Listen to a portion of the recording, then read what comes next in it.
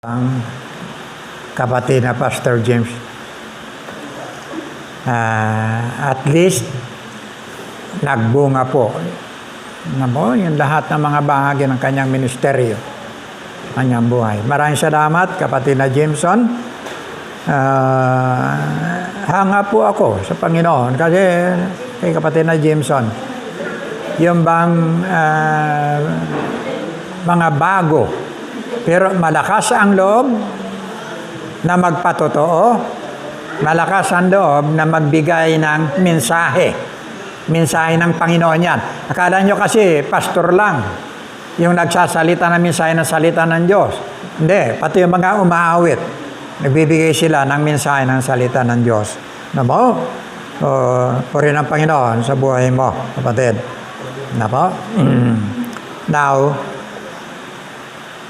siguro, maganda sa susunod, lagyan natin ng sariling battery para in case na may kakanta, magamit ito.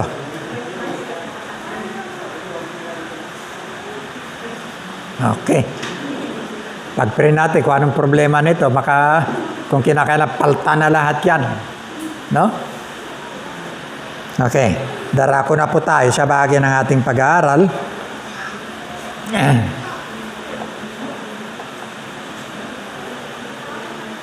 Andyan po yung ating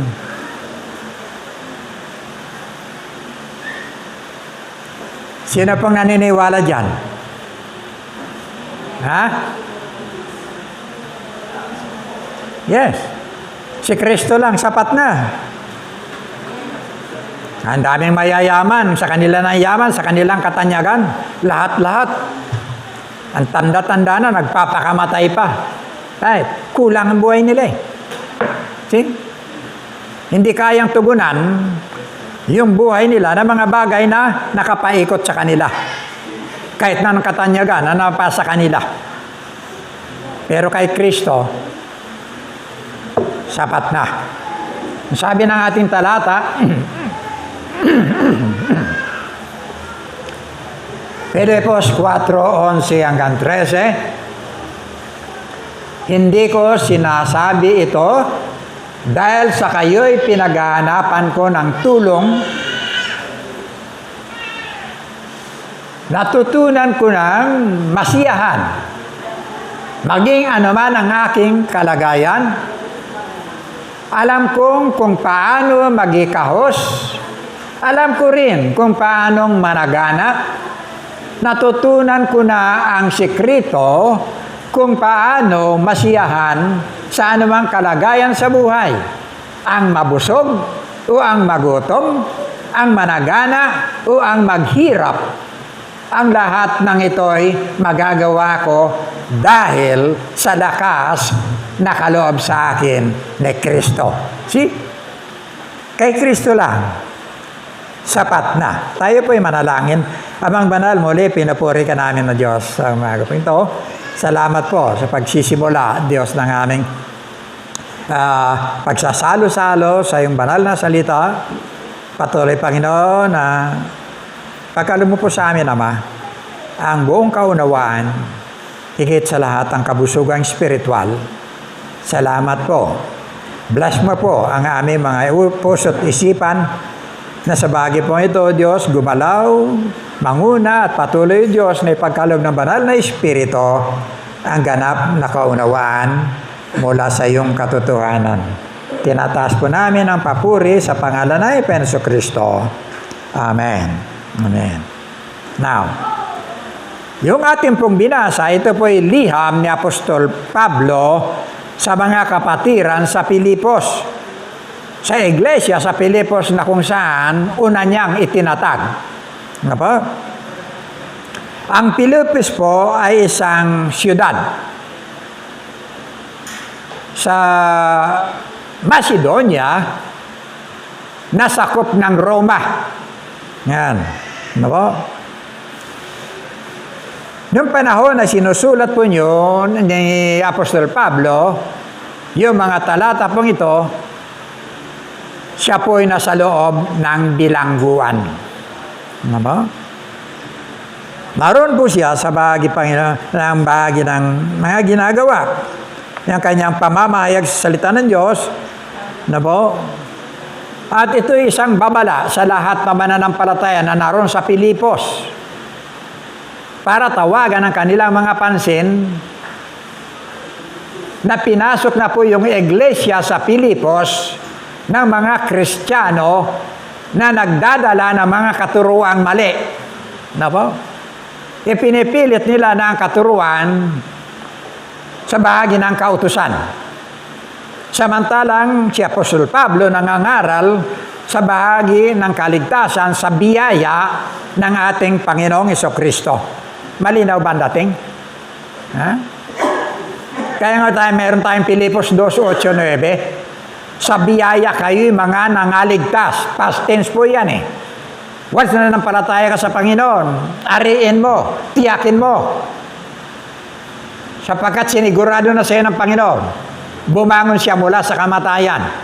Meron kang katiyakan. Kaya sabi na, sa biyaya kayo'y mga nangaligtas sa pamamagitan ng inyong pananampalataya. Ito'y kaloob, regalo ng Diyos. Wala kang kontribusyon sa kaligtasan ito. Hindi mo kinakailangan work out your own salvation para ka maligtas. Mali yan.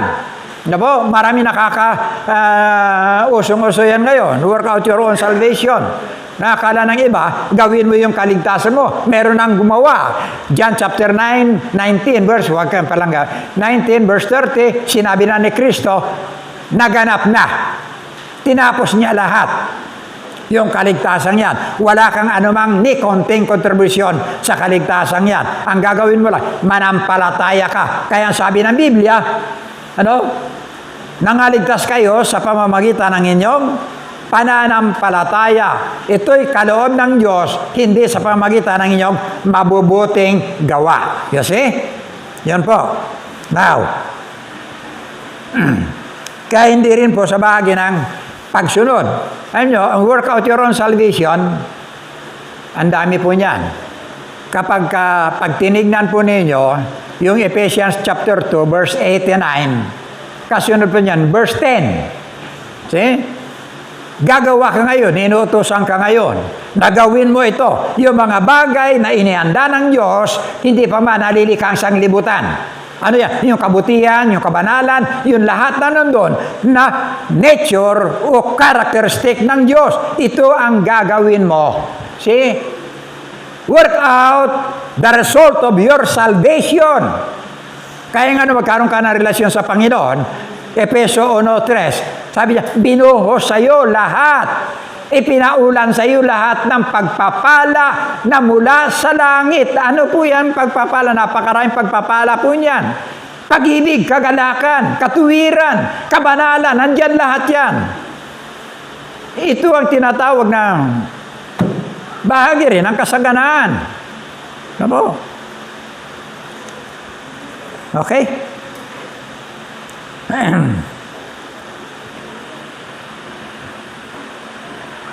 Sa kanyang liham pong ito,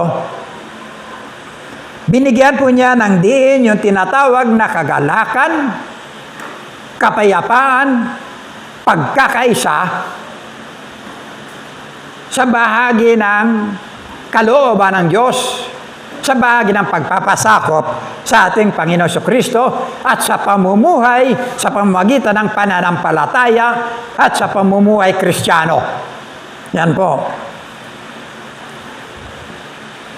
So, binigyan din niya ng diin ang kagalakan at kapayapang ito, bigay ng Diyos, pinagkaloob ng Diyos sa lahat ng mga nagpapasakop kay Kristo. May karoon kang kapayapaan. Nabo?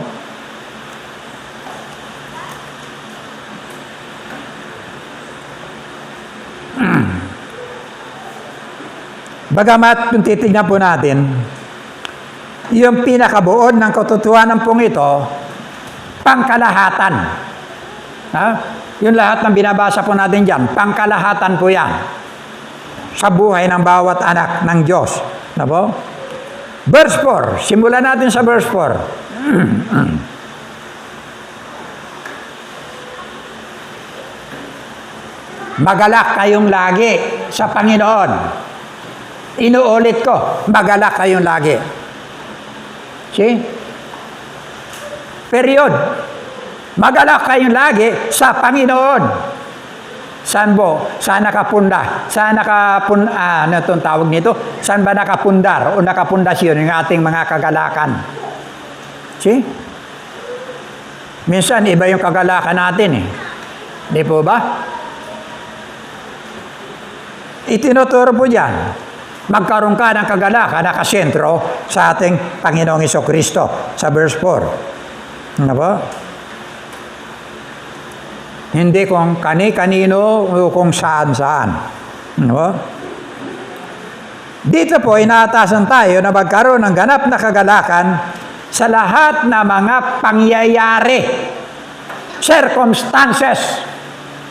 Na po, hindi lang sa bahagi na maganda ang buhay mo, hindi lang sa bahagi na maalwan ang buhay mo ngayon, hindi lang sa bahagi na marami kang pera, hindi lang sa bahagi na okay yung kondisyon ng lahat ng iyong sambahayan, no? Malusog kayo lahat, walang karamdaman.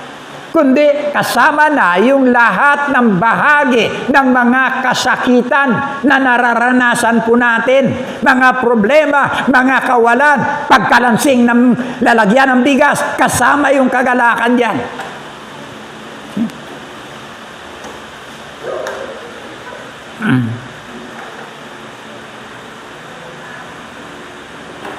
Kaya nga sabi ng John chapter 16, wala yan dyan palangga, no? Pero kaya mong kunin. Mga pumapasok lang yan. John chapter 16, verse 33. Ang sabi dyan ng talata, ayan. Ang mga bagay na ito ay sinasalita ko sa inyo upang kayo magkaroon sa akin ng kapayapaan. Sa sanglibutan ay meron kayong kapighatian. Ngunit laksan ninyo ang loob, aking dinaig ang sanglibutan. Be of good cheer. Sabi diyan, karoon ka ng kagalakan. Dahil sa sanglibutan, andyan lahat ng mga bahagi ng kasakitan. See? Pero ano sabi niya? Magalak ka. Mapayapa ka. Huwag kang maligalig. See? Napagtagumpayan ko ang sanglibutan. See? Meron ka ba bang dadaging bigat? Andun lahat. Dinala ni Kristo. Ang kailangan mo lang, ilagay ang iyong pagtitiwala sa Kanya. Yun lang po. Okay? Now,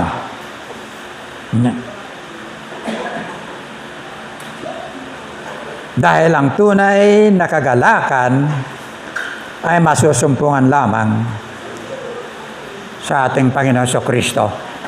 Sanglibutan, maraming display. Sisirain talaga, lalo kapag anak ka ng Diyos. Naalala ko nung nasa Maynila ako, hindi nakatira, nagbabantay kay Jordan. Kinagat siya ng aso, tinakbo namin doon, advice ng hospital dito, dahil sa Maynila, San Lazaro, dahil dyan lahat dinadala yung aso, mga may rabies. So, tinakbo ko ron. Pagdating doon, wala na. Kagad-agad, confined siya. Samantalang nakatakda ako sa Baguio. Meron akong conference sa Baguio ng time na yan. Pero walang nangyari. So, 1 week. Hanggat inabot ako ng 1 buwan na nandun. Naging bukas sa akin lahat ng mga kasakitan na naranasan doon. Kung paano yung isang tao nakagat na may rabies na sa sarili.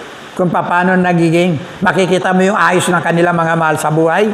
Meron doon mayaman na isinugod. Pamilyang mayaman. Galing sa Pampanga. Na po. Nakikita nila, siwang lang sa pinto. Ginagapos na yung kanilang anak. Dalagita na. Dalagita. Ginagapos ang kamay, yung paa, nakahiga sa kama. Gano'n na po yun eh. Tapos ano na yan.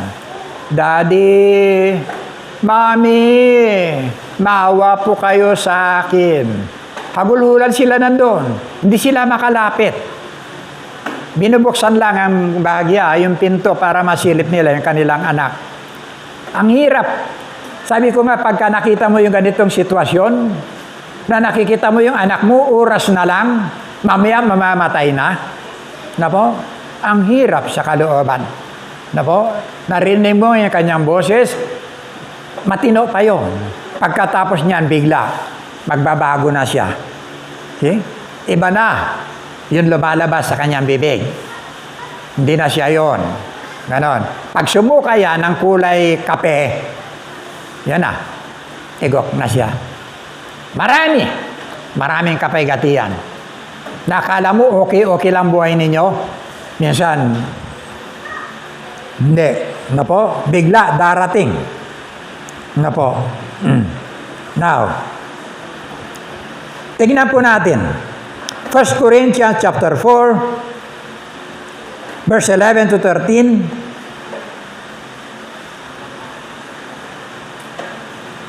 Ito po yung panlabas na kalagayan. Ha? Panlabas po yan na kalagayan. Hanggang sa oras na ito, nangagugutom kami at nauuhaw at mga hubad at mga tinampal at wala kaming tiyak na tahanan. At kami nangagpapagal na nangagsisigawa ng aming sariling mga kamay, bagamat inuuposala at kami nangagpapala, bagamat mga pinag-uusig at nangagtitiis kami. Ano po? Medyo malalim kasi ang Tagalog yan. Ano po? Mayroon tayong mas klarado na kataga, translation, yung ating mga Bibles na ginagamit dito. Ano po? Maganda po yun. Okay? Yan po yung panlabas natin na nararanasan po natin. Ano po? Sa bagay ng ating pamumuhay sa sanglibatang ito, na po, hindi nalihim sa atin yung mga bagay na kaganapang ganyan. Ano po? Panlabas na kalagayan. Now, tingnan po natin yung panloob. 2 Corinthians chapter 6, verse 10.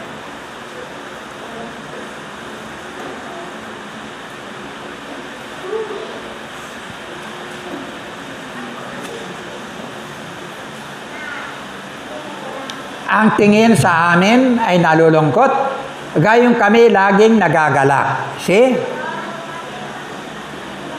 Mga duka, ngunit marami kaming pinayayaman. Tataka kayo, paano?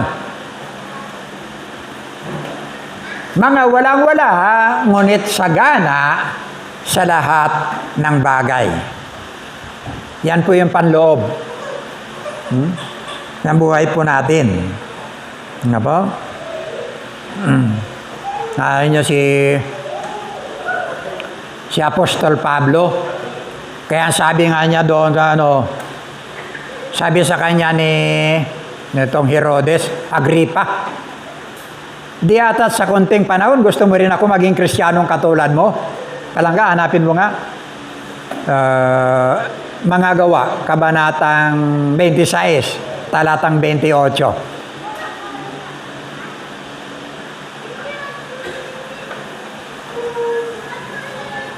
Yan.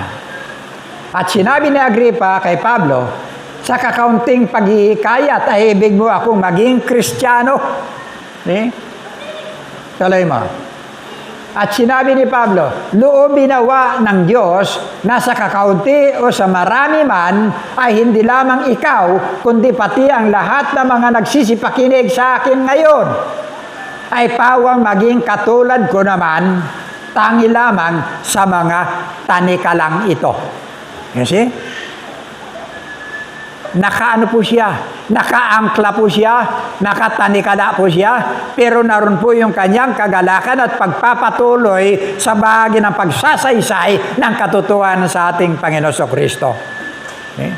Yun po yung kagalakan loob Hindi doon sa bahagi ng ating mga sitwasyon na nararanasan. Sabi niya kay Agripa, na po, at sa mga bilanggo na naroon na kasama niya sa loob ng bilangguan. 2 Corinthians chapter 4. Nandyan ba? Wala yan dyan, ano? Pakiano mo nga.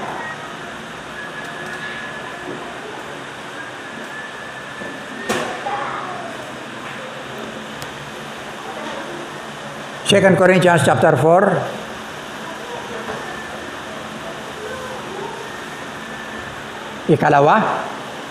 Okay. Verses 16 to 18.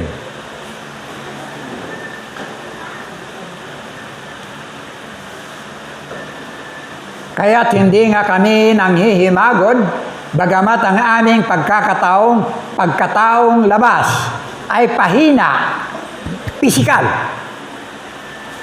Pahina.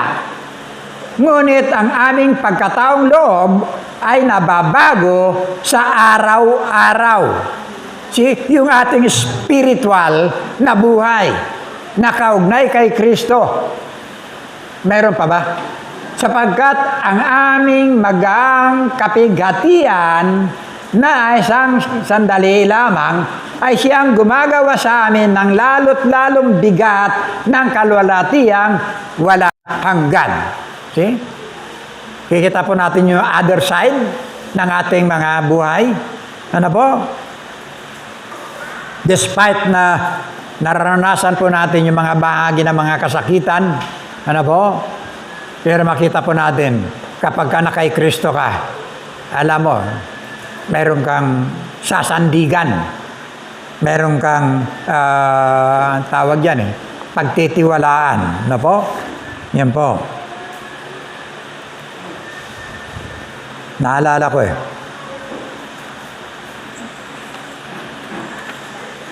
Noong panahon na unang nandito kami, kinuha akong speaker ng Central Fundamental Baptist Church.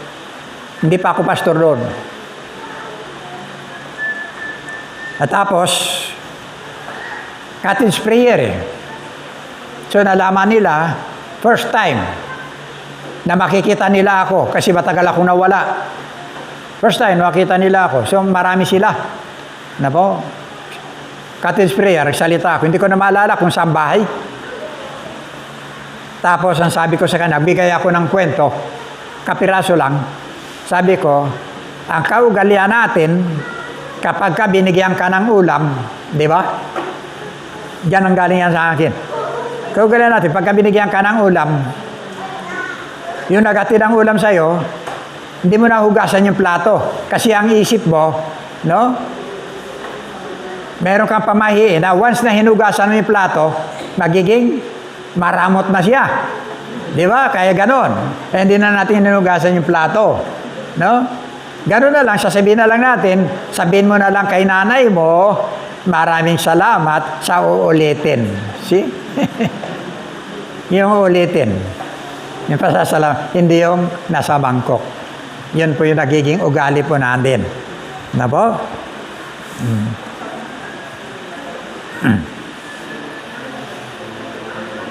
Filipos 4:6.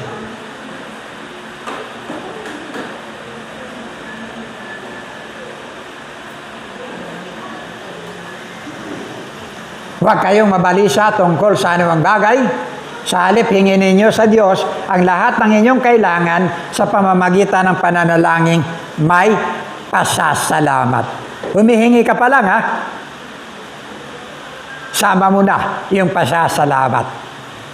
Bakit? Yun po yung garantiya na yung Diyos na ating kinakausap, yung Diyos na ating hihingian, na po, hindi natutulog.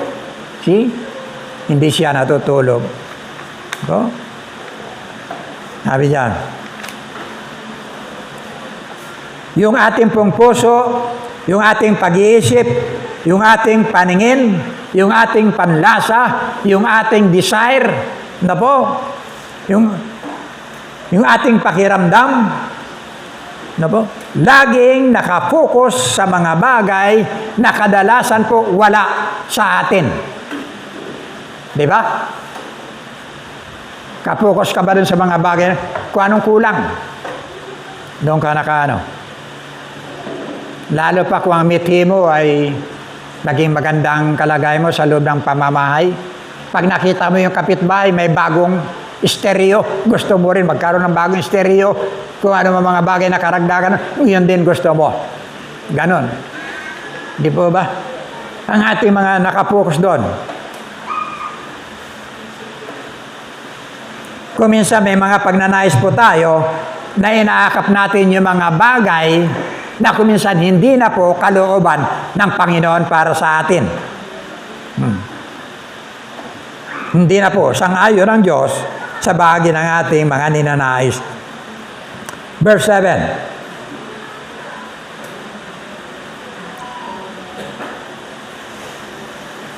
At ang kapayapaan ng Diyos na hindi kayang maunawaan ng tao ang siyang mag-iingat sa inyong puso at pag-iisip dahil sa inyong pakikipag-isa kay Kristo. Okay? Andyan po siya. Ano ba mga bagay, huwag kayong mabalisa. Nasabi riyan, panghawakan ng Diyos, yung lahat ng mga bahagi. Alam ng Diyos kung anong kulang, alam ng Diyos kung anong mga bagay na pangangailangan po natin. Hindi mo kailangan minsan, hindi mo pa iniisip nandiyan eh. Ano?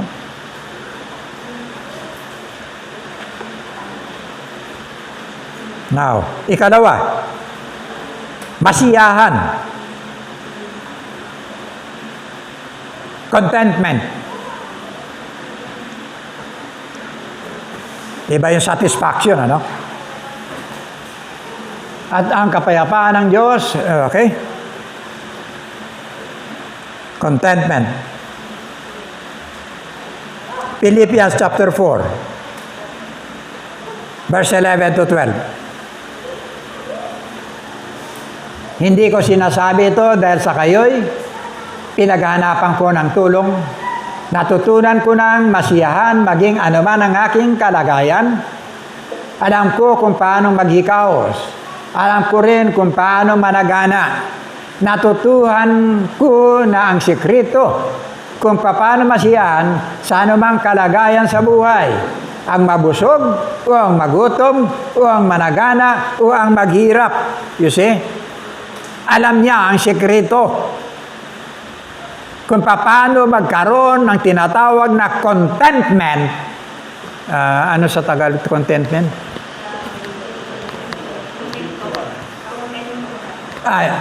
Kontento. Kontento. Paano maging kontento sa buhay mo? No? Kahit gutom ka, kahit walang-wala ka, ano? Maging kontento ka. Ang sabi na, natutunan ko yung sekreto. See? Yan problema sa atin. Diba ba? Sasabi may Diyos tayo, pero kuminsan, grabe yung kabagabaga natin. No? Mga nanay, di ba? Pag wala ng laman yung duster, para kumalansing na yung bigasan, tapos makita mo yung asawa mo nandun, naghihimas ng manok. O di kayo, makikita mo, ganyan-ganyan. Di ba? May pantuma, pero kayo walang bigas.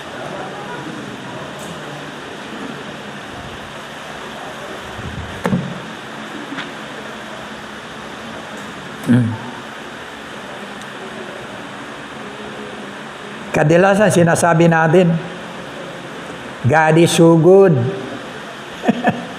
Sagot naman, all the time. Sabi, all the time, God is so good. Tapos, apektado ka lagi ng problema. Di ba? Di ka makausap na asawa mo. Ay, wala! Wala.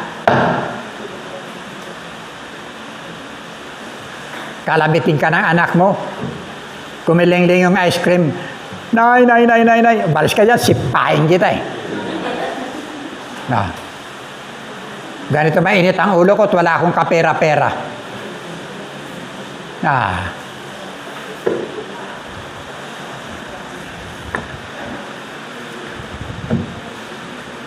Kontento sa buhay. Di po ba? Kita niyo yung takbo ng bansa po natin ngayon? Puro impeachment. Bakit? Andiyan lahat. Yung mga nag-iimbestiga, nandun ang buhay nila. Lahat-lahat. Sino mga naunang na-impeach na dyan? Si Corona. Yung dating naging presidente natin, Joseph Estrada. Mga na-impeach na yan eh. Kaya kung alamin mo kung ano mga ano nila. Kawalang kontento sa kanila mga, despite na sa kanila na ang lahat. Kakalungkot. Unang proyekto ng ating Pangulo ngayon, tulay, truck lang yung dumaan, bumagsak. Bakit?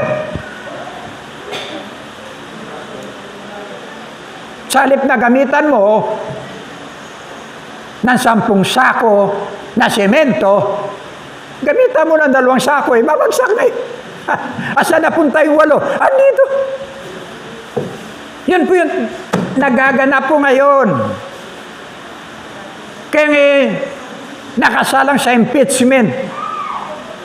Maging itong ating vice presidente, ano po, hindi ako nagda-judge.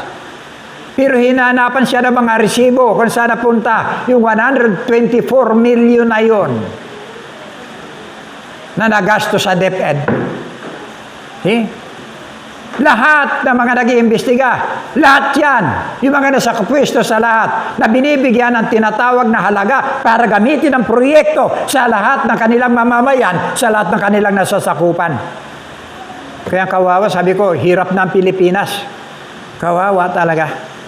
Ano po? Dahil sa tinatawag na graft and corruption, sa tinatawag na bahagi ng kawalan ng kontento ng tao sa kanyang buhay. Na po? Natural po yun. Natural po yun. Ano ba si Satanas? Pinakapaborito siyang anghel ng Diyos. Number 1 si Satanas. Pinakapugi si Lucifer.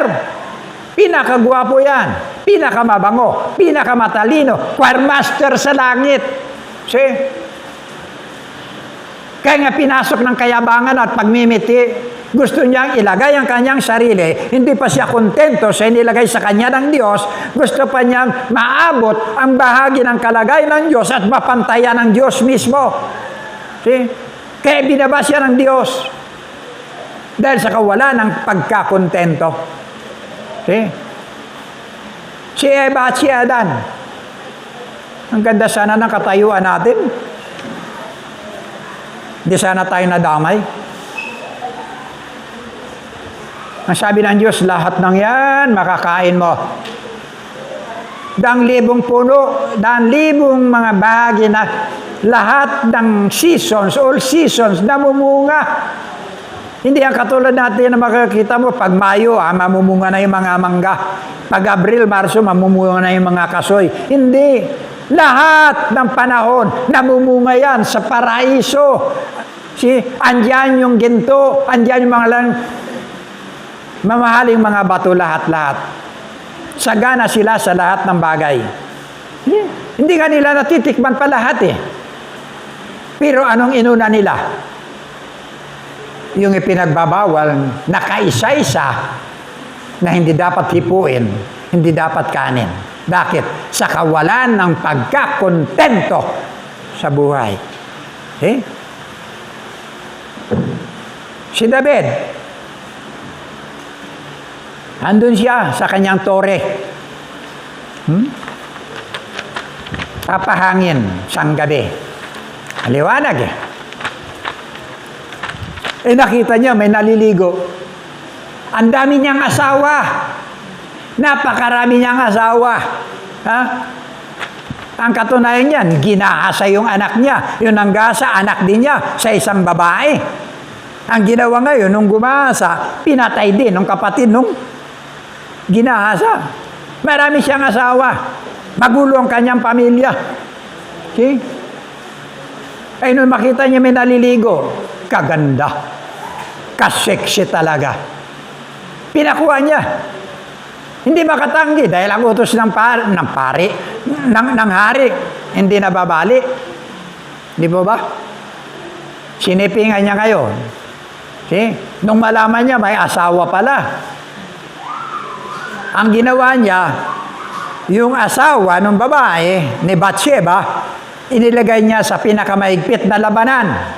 See? Doon sa unahan. Alam niyo mga kaharian nun, nakikita natin sa pelikula, pag nagsagupa, doon niya inilagay sa unahan para mamatay. Nagtagumpay siya sa plano niya. See? Sa dami-dami na ng asawa niya, pinagmitian pa niya yung asawa ng sundalo niya. Dahil sa kawalan ng pagkakontento sa kanyang kalagayan. Kaya sabi diyan kanina, natutunan kong masiyahan sa lahat ng pagkakataon, maging sa panahon ng kasaganaan o kasalatan, kahirapan man o kawalan, sa maraming bagay. Proverbs chapter 3, verse 5 to 6.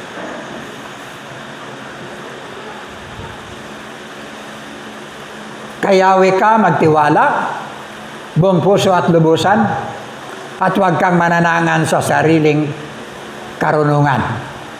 Sa lahat ng iyong gawain, siyang ay alalahanin upang ikay patnubayan sa iyong mga tatahakin. Kasi, napakaganda. Ano mga bahagi ng ating mga kakulangan sa buhay, pagkakalubang po tayo ng ganap na kasiyahan kapag makadamata po tayo ng pagkakontento sa bahagi ng ating mga buhay. Ano sabi ng Roma chapter 8 verse 32?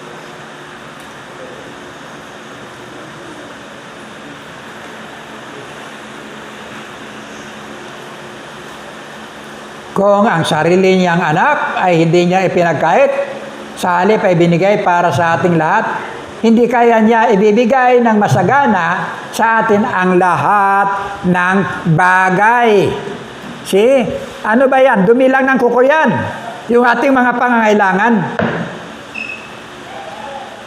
Hindi ganong ano yan. Dumi lang ng kuko yan. Kung yung kanyang anak, pinagkaloob niya, natiis niya na tignan, na naghihirap hanggang sa malagot ang hininga. Ito pa yung ating mga pangangailangan. Priority si Kristo sa ating mga buhay kaysa anumang mga bagay na kakulangan. Dahil anumang mga bagay na wala sa atin, tandaan natin, lagi ang pinaka-source ang ating Panginoon Kristo. John 1:3, lahat ng bagay nilikha sa pamamagitan niya, at walang anumang nalika nang hindi sa pamamagitan. Nasa Kanya lahat. Nasa Kanya lahat. Kaya makita niyo, maging sa prayer natin, ang approval sa Kanya. Kung kayo manalangin, mag-close kayo, magsara kayo sa pangalan ng Panginoon Kristo, sa aking pangalan.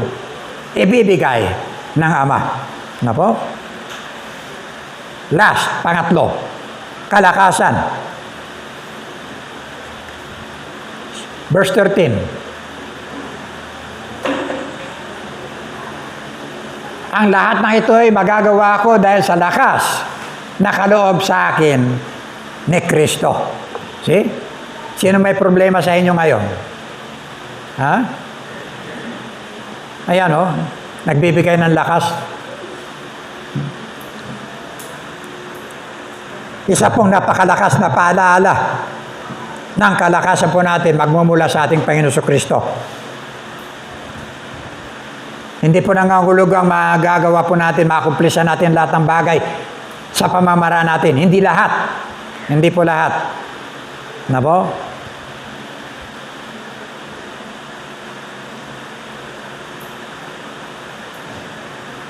Ang sabi po ng John chapter 15, verse 5, wala kayong magagawa kung kayo'y hiwalay sa akin. See? Gaano kahalaga si Kristo? Ano man mga bagay na mayroon ka ngayon, ano man mga bagay na kakulangan sa iyo, pag wala si Kristo, para kang naglalayag sa kawalan. Ano ba? Sa Kanya tayo kumukuha ng kalakasan, ng sustansya, upang makapamunga tayo ng sagana. Ano po? Ito po yung nag-i-encourage po sa atin. No? Ng bawat mananampalataya, isentro lagi si Kristo sa ating mga buhay, maging ano man ang ating nararanasan. No po? Okay.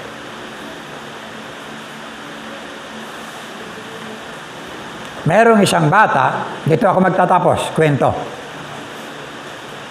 Merong isang bata, tatanong. Ang sabi niya, sa apoy, ikaw ba ang pinakamalakas? Kasi halos natupok mo lahat.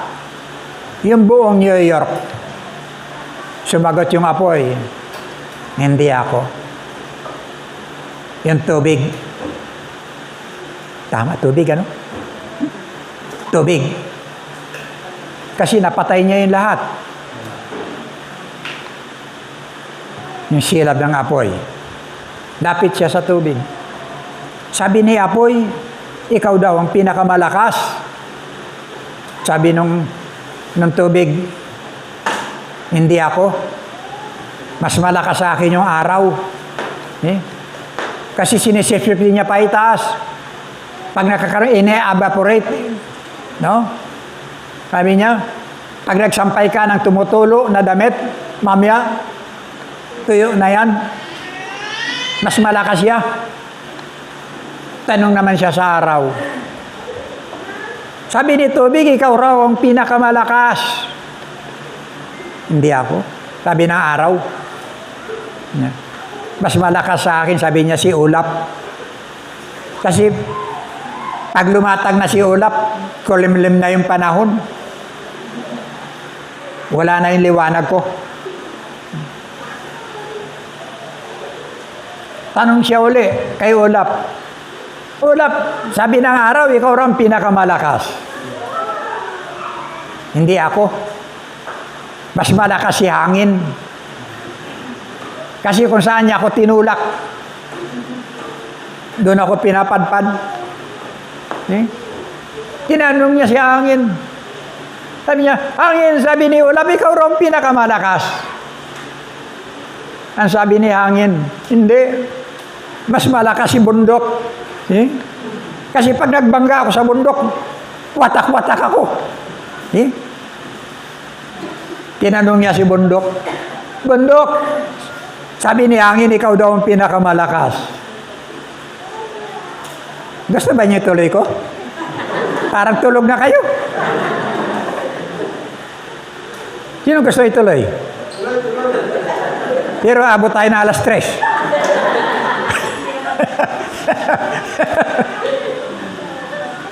Saan tayo? Sana tayo.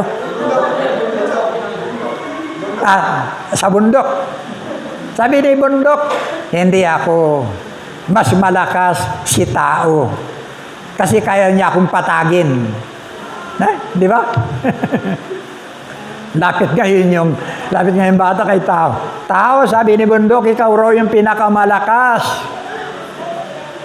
Sabi na tao, hindi ako. Mas may malakas sa akin. Si kamatayan. Ayun na. Lapit siya kay kamatayan. Sabi ni tao, ikaw raw ang pinakamalakas. Ako! Ah, ako! Sa istorya ng buong mundo, lahat ng tao, sabi niya ganyan, tinamba ko. Okay? Yan ang sabi niya.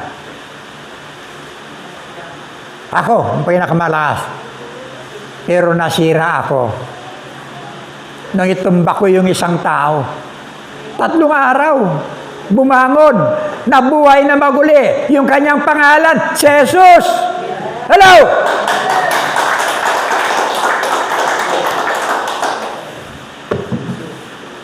Diyan ka kukuha ng lakas.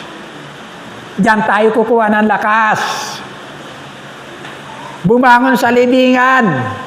Umakyat sa langit. Nangako na babalik. Para sa iyo. Para sa bawat isa sa atin. Ulitin nga natin. Philippians chapter 4, verse 11 to 13. Basahin natin lahat. Hindi ko sinasabi ito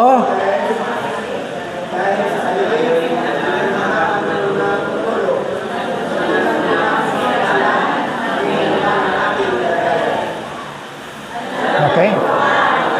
Paano magikaos? Alam ko rin kung paano managana. Natutunan ko na ang sikreto kung paano masiyahan sa anumang kalagayan sa buhay. Ang mabusog o ang magutom, ang managana o ang maghirap. Ang lahat ng ito'y magagawa ko dahil sa lakas na kaloob sa akin ni Kristo. Tayo po'y manalangin. Amang Banal, marami pong salamat sa iyong mga salita. Ano mang katotohanan dito, Ama? Pagkalumo po sa amin, Diyos, ang kalakasan. Hindi lang, Panginoon, sa panahon ni Diyos ng kagandahan ng aming mga sarili, kundi maging doon, Panginoon, sa panahon ng walang-wala kami. Panahon ng aming mga kahinaan. Pagkalumo po ang ganap na kapayapaan, kagalakan, kalakasang spiritual. Nasalamat sa aming tagapagligtas na natili ang biyaya ng kalakasan. Pagpalain mo po ang iyong mga salita sa aming mga buhay. Tinataas namin lahat nito sa kapurihan ng pangalan ng Hesus Kristo. Amen. Amen.